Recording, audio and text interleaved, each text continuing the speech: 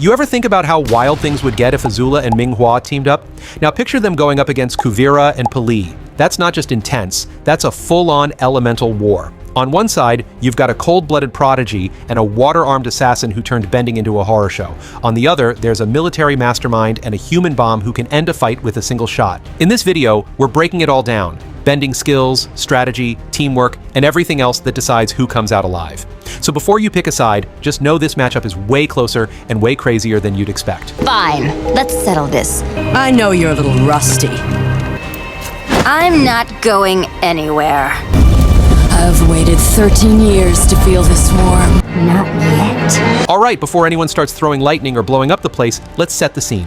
This fight's going down at the Fire Nation Palace. Metal walls everywhere, tight corridors, water systems running above and below, and just enough open space to make movement a real factor. It's a 2 versus 2, no holding back. Morals are off, not like they were ever on to begin with. Everyone's fighting at their absolute best. Full bending, no backup from the Red Lotus or Fire Nation. Just 4 of the deadliest women in the Avatar universe facing off in a brutal match of power, control, and teamwork. You can run, but I'll catch you. When most people talk about Azula, they jump straight to the lightning, the cold stare, the villain energy. But there's more to her than being Zuko's prodigy sister or Ozai's golden child. Azula's dangerous because of how she thinks, how she moves, and how she breaks you down, mentally, physically, emotionally. Most benders rely on brute strength or aggression. Azula, on the other hand, is precise. Her blue fire is hotter, faster, and more efficient than the regular orange flame. No one else in the series pulls it off, not even Ozai. In combat, she's agile, controlled, and completely unpredictable. She bends while flipping, sprinting, or launching herself across rooftops. You can't pin the girl down. Azula doesn't just defeat you, she makes you question if you were ever worthy to fight her in the first place.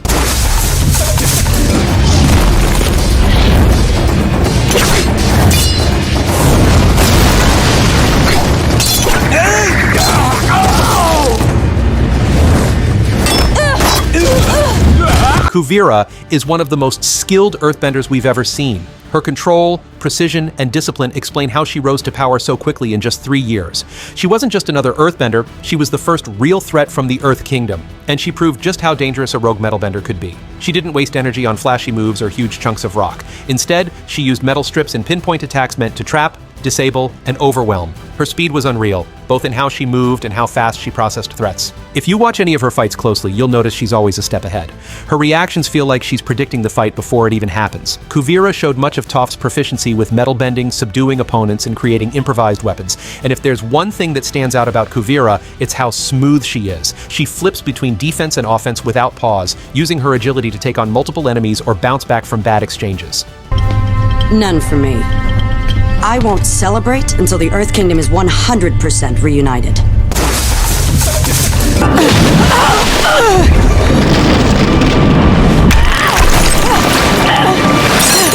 Ming-Hua wasn't your average waterbender. Born without arms, she turned what many would call a weakness into a deadly advantage. As a key member of the Red Lotus, she helped lead a mission to kidnap Korra and take down the world's governments in the name of total freedom. She was locked away for years in a high-security prison built inside a volcano, completely cut off from water. But when she finally escaped, it didn't take long to see why she was so feared. Ming-Hua didn't just bend water, she became it. Her tendrils acted like extra limbs, striking from multiple directions and giving her a reach most benders could only dream of.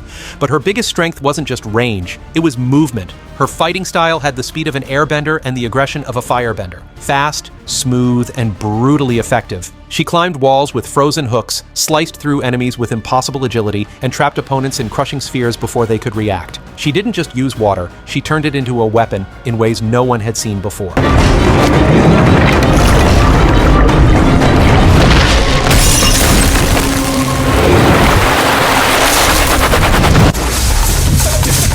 I'll deal with them.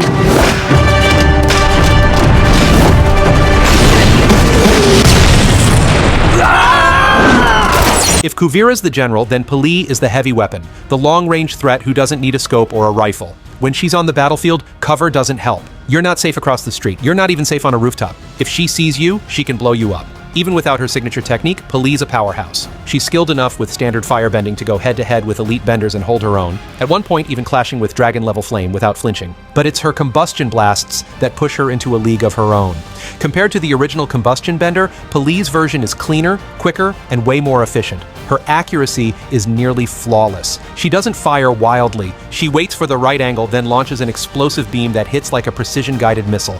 And she's not just a straight shooter either. In one of her most dangerous moves, she's shown the ability to angle her blast around corners. That kind of spatial awareness and control makes her terrifying, even in environments full of cover. We're pinned down! I'm gonna draw her fire. You take her out. Do you really want to fight me? I don't think you understand the power I possess. Let me make it clear.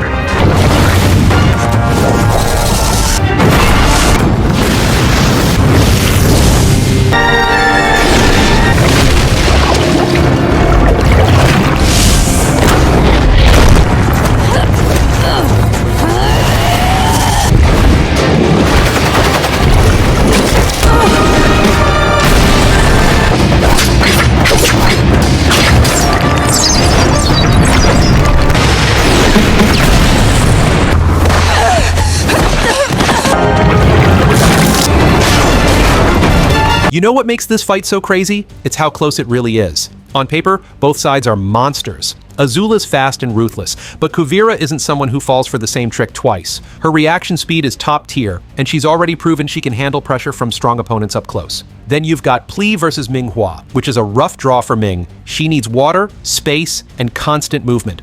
P'Li shuts all of that down with massive timed blasts that force her to reposition nonstop, and if Ming tries to close the gap, one clean hit from P'Li is all it takes. But what really matters here is team play. Kuvira and P'Li operate like tacticians. Kuvira controls space while P'Li picks her shots. Azula and Ming-Hua are all offense. No fallback plans, no defense. If they don't win fast, they lose ground. So if this battle stretches out, if it goes past the first few exchanges, Team Kuvira and P'Li start to dominate.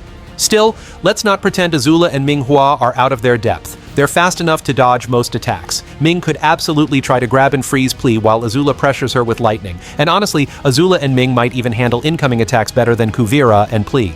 That said, I actually think the metal and combustion duo works better as a unit, especially in this setting, but only if Kuvira uses the metal around them to protect and support P'Li. If she takes on more of a defensive role, I could honestly see them winning most of the time. The terrain already helps Kuvira, and P'Li's tough enough to deal with on flat ground. If she gets the high ground, it's not going to be pretty.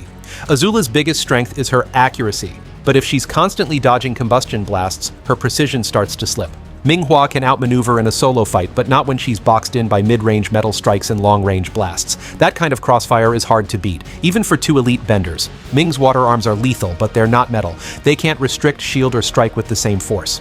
I'm leaning toward Kuvira and P'Li here. It's not a blowout. It's a war of attrition, but they're the ones forcing Azula and Ming-Hua to fight on their terms. Team Kuvira and P'Li takes it. Anyone who crosses our borders or stands in our way will be crushed. So, what do you think? Which matchup would you change? Drop your thoughts in the comments, and if you liked this breakdown, subscribe and turn on notifications for more versus battles every week. Until next time, stay geeky. Are you sure there's no way they survived? Positive.